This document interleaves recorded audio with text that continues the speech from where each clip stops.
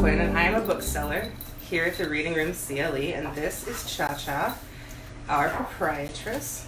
Today, we have mailed our books in the snow and the hail, and what I have learned is called grauple, which is tiny little hail.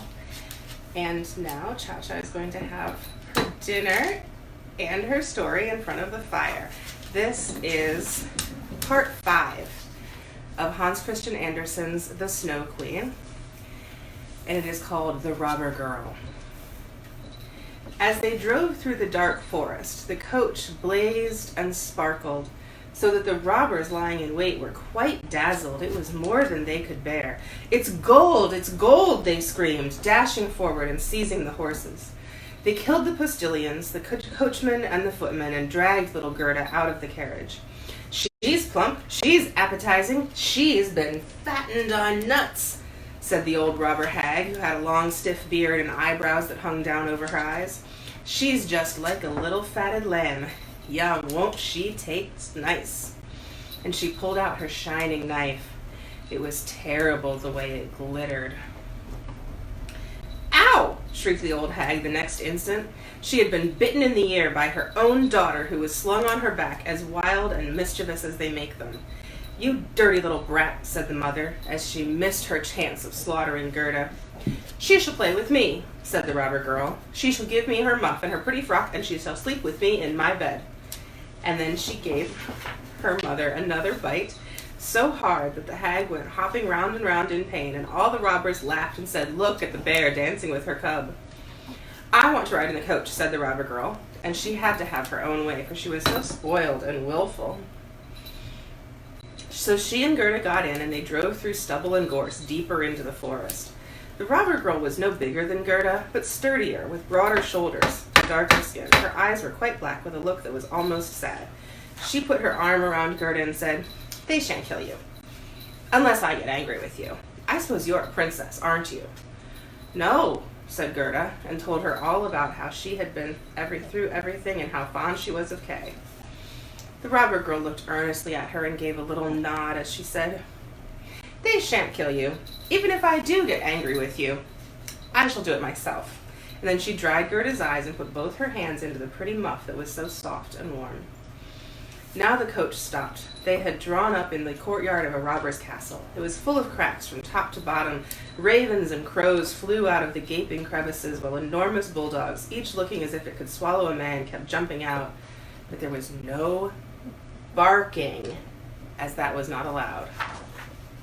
A big fire was burning in the middle of the stone floor of the huge, grimy old hall. The smoke trailed along under the ceiling, trying to find its way out.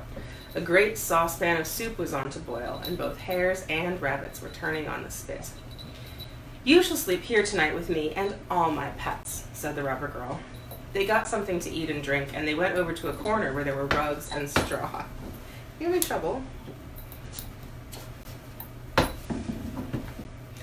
On laths and perches above their heads, nearly 100 pigeons were roosting, apparently all asleep, but they did stir a little when the two girls came in. "They're all mine," said the robber girl, catching hold of one of the nearest. She took it by its legs and shook it till it flapped its wings. "Give her a kiss," she cried, and flipped Gerda in the face with it. Then, pointing to a number of bars placed in front of a hole high up in the wall, "There are the bad lads of the forest," she went on, "behind those bars. Those two, they'd fly away at once if they weren't properly locked up. And here's my old sweetheart Moo," she added, lugging out by its horns a reindeer, which was tied up by means of a shiny copper ring round its neck. "He's another we have to keep a tight hold on, or he'd soon go loping off. Every blessed evening I tickle his neck for him with my sharp knife. He doesn't care for that." And the child drew a long knife out of a crack in the wall and ran it lightly along the reindeer's neck.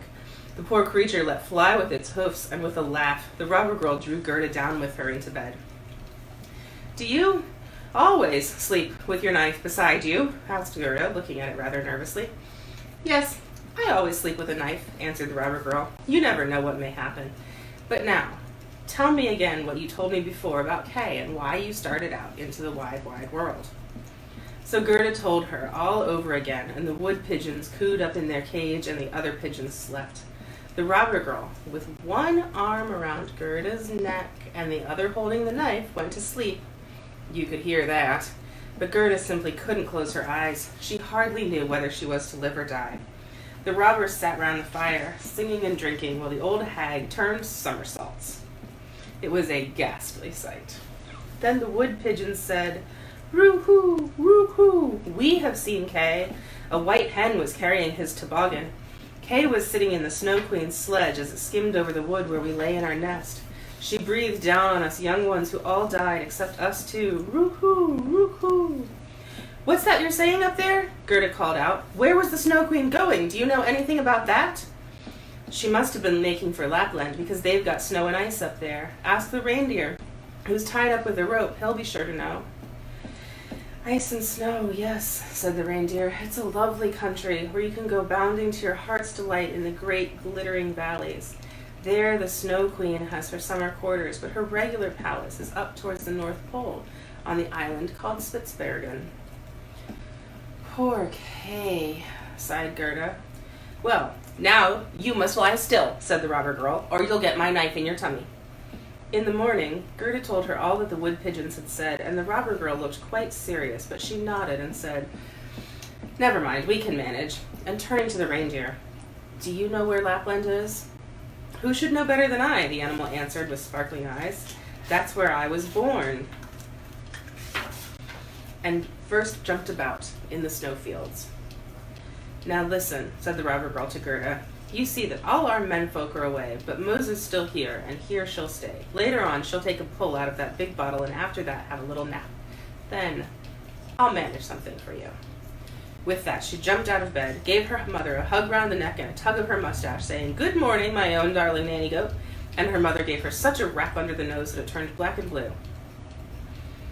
As soon as the mother had drunk from the bottle and started her 40 winks, the robber girl went to the reindeer and said, "I'm just itching to tickle your neck a lot more with my sharp knife, for then you're so amusing. But never mind. I'm going to let you loose and bring you outside so that you can run off to Lapland, but you must put your best foot foremost and carry this girl for me to the Snow Queen's palace where her friend is. I expect you heard what she told me, for she talked rather loud, and you're such a one for eavesdropping." The reindeer simply jumped for joy. The robber girl lifted Gerda onto his back and took care to strap her on tight, even to give her a little cushion to sit on. "Now you're all right," she said. "You've got your fur-lined boots, for it'll be cold, but I'm keeping them off. It's too lovely to part with. Still, we mustn't let you feel the cold. Here are my mother's big mittens that come right up to your elbows. There, in you go. Now your hands make you look just like my grubby old mother." And Gerda wept for joy. "I can't bear to see you blubbering," said the robber girl. "But you ought to be looking extra pleased. Here's a couple of loaves. And a ham, so you won't starve." Both of these were tied onto the reindeer's back. The robber girl then opened the door, called all the big dogs in, and slashing the rope with her knife, said to the reindeer, "Off you go, but take great care of this girl." Gerda held out her hands, mittens and all, to the robber girl and said goodbye, and the reindeer flew away across the stubble and scrub, through the length of the forest, over bogs and prairies, as fast as he could go. The wolves howled, the ravens squawked. Kept coming from the sky. It was just as though it was sneezing red. "They're my dear old northern lights," said the reindeer. "Look how they sparkle." And then he ran on, faster than ever, night and day. The loaves were eaten up soon, and the ham too, like your ham. And at last, they were in Lapland. That is the end of part 5. I will see you tomorrow night for part 6 of The Snow Queen by Hans Christian Andersen. In the meantime, keep reading.